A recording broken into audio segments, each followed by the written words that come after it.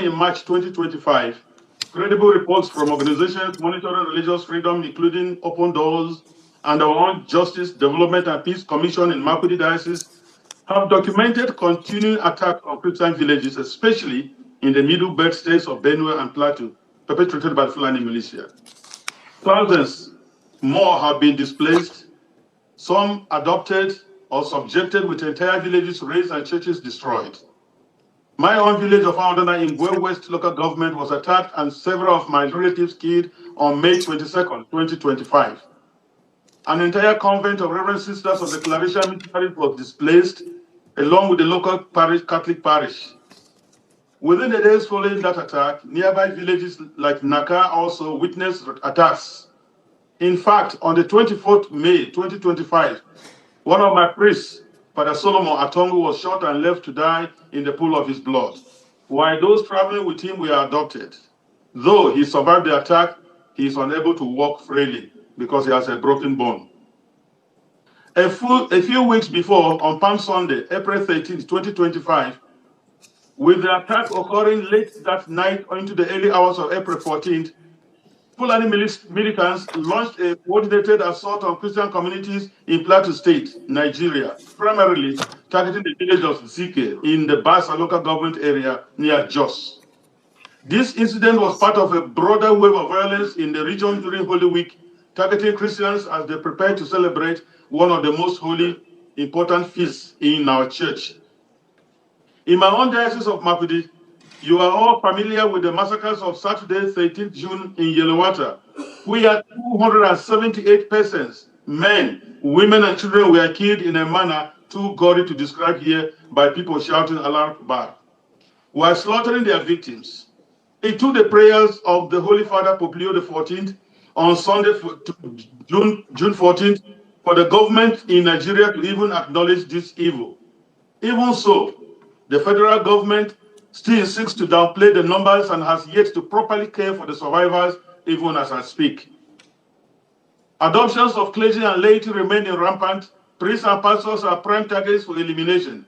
On 17th November 2025, another priest from Kaduna Archdiocese was kidnapped while his brother was shot dead and others taken into captivity.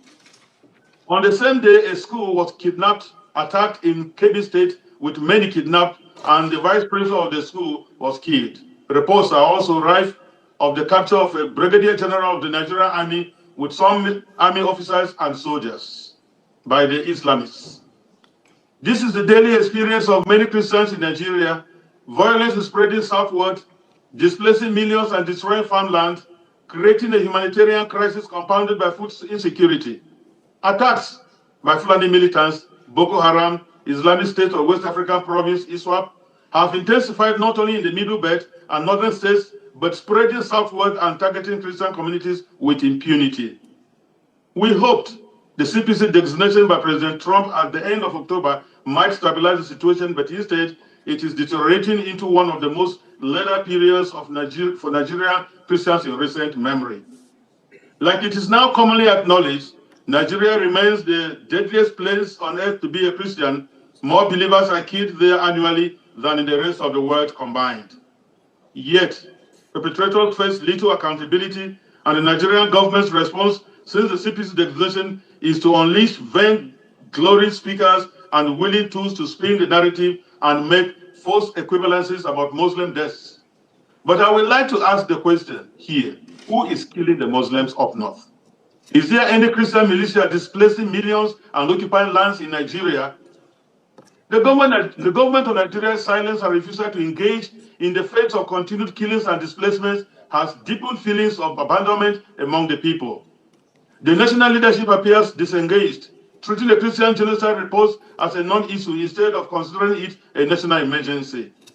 This lack of political will undermines trust in government institutions and fuels perceptions of complicity or indifference. Mr. Chairman, honorable members, allow me to briefly mention another point so close to my heart, the humanitarian and social impact of this genocide. In the Middle Belt alone, millions of internally displaced persons remain in camps, unable to return to their ancestral lands. This threatens cultural continuity, religious and economic survival. The psychological trauma of survivors of these attacks is immense, with little access to counseling or rehabilitation. Widows, orphans, and survivors face ongoing threats. Girls and women endure sexual violence as a weapon. So many others resort to unsafe coping mechanisms for daily sustenance, destroying families, guarantees that no more Christian will be born from so many traumatized women. This is one of the elements of genocide, securing the disappearance of a group by longer-term measures other than murder. Without quick intervention, Christianity risks elimination in parts of northern and middle belt Nigeria within a very short time. Let me put it on record here that on behalf of millions of Christians in Nigeria and in the diaspora, we want to thank President Donald J. Trump for his bold leadership in designating Nigeria as a CPC. I commend you, Mr. Chris Smith, and this subcommittee's ongoing leadership and the recent U.S. designation of Nigeria as a country of particular concern. It is a vital step, but must be backed by serious action. 1. Using the Magnitsky Act for targeted sanctions on Nigerian government officials and others tolerating or condoning Islamic violence in the country.